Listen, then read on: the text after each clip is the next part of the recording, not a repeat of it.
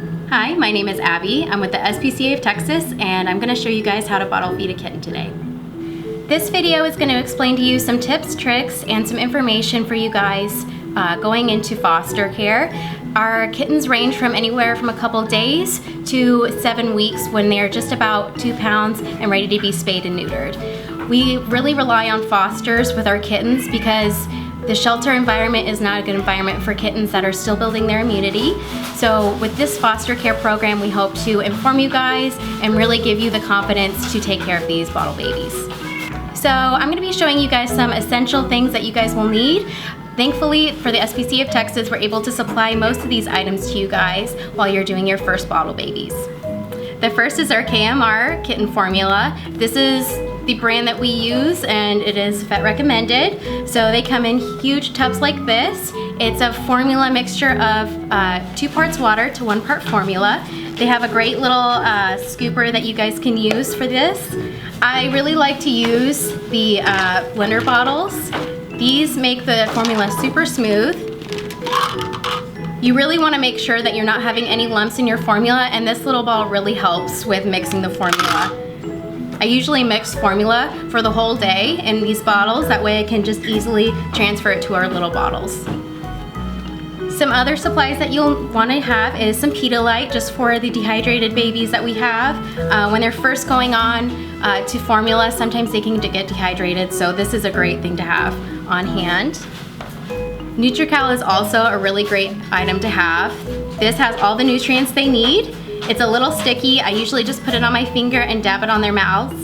This has all the nutrients they need, and it's really great when they're transitioning from having kitten milk to formula. We have different options for kittens when feeding. Sometimes when they're getting fed the first time through a bottle, they can be really fussy. So we have different types of nipples, different types of feeding instruments that we can supply to you guys. This is our basic feeding bottle. Usually you want to cut a little X or a hole right in the middle of that nipple. If you pour it down, and if it's pouring down, that means the hole is too big. You want to have small little drops by just putting a little pressure in.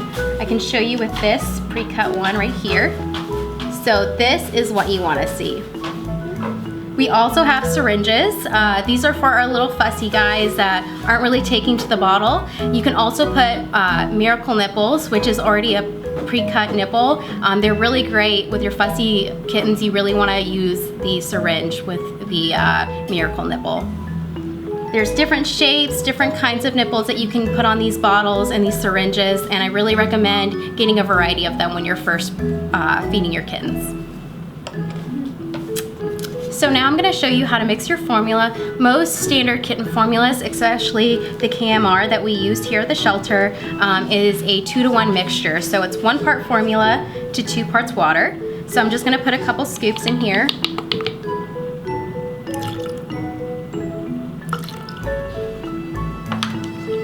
I'm going to drop my ball in.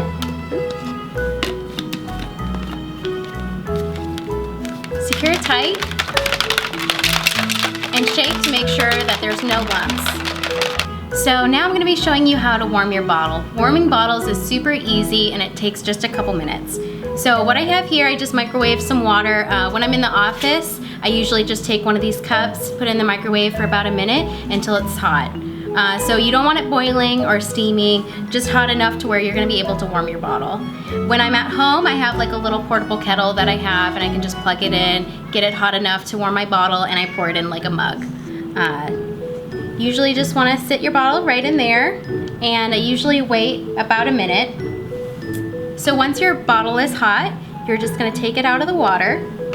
You're going to test it with your wrist. And make sure it's just warm to the touch. You don't want it too cold, or else the kitten won't eat it. You don't want it too hot because it could scald the kitten. So this is Rosa. She's 2.5 weeks old. She's still eating from the bottle, and she is a hungry, hungry lady. We have an awesome feeding chart that will show you how much your kitten's supposed to eat per feeding and per day. It all is depending on how old the kitten is, how much the kitten weighs, and if it's weaned or not. So Rosa is a great eater. She's already going for my hand. She associates my hands with feeding because that's where the food's at, isn't it, honey? So I'm wearing these gloves for sanitation reasons, especially if you have multiple kittens. I would definitely recommend wearing gloves. So you want them in a good position. Sometimes I'll hold her neck just like that. And you can see she is a pro. She's already going for it. I like to have my finger right on their necks, not putting any sort of pressure, just making sure that they're swallowing. And you'll see her position. She's in a relaxed state. Her belly is on the floor.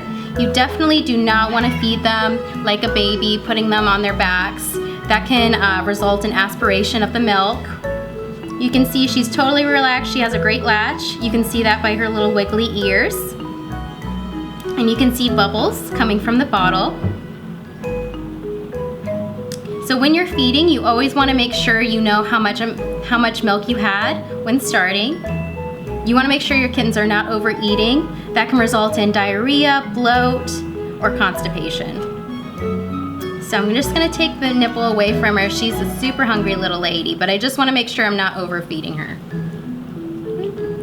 So she was at 30 cc's before I fed her, and now she's at 20, so she ate just the right amount she should be for her weight and her age. See, she's now in the drunk kitten state. Now I'm gonna show you guys how to stimulate her to go to the bathroom. This is the less glamorous part of having bottle babies, but it really helps them. When kittens are with their moms, they usually are licking their privates to be able to go to the bathroom. So we have to do this by taking either a baby wipe or a wet, either a baby wipe or a paper towel.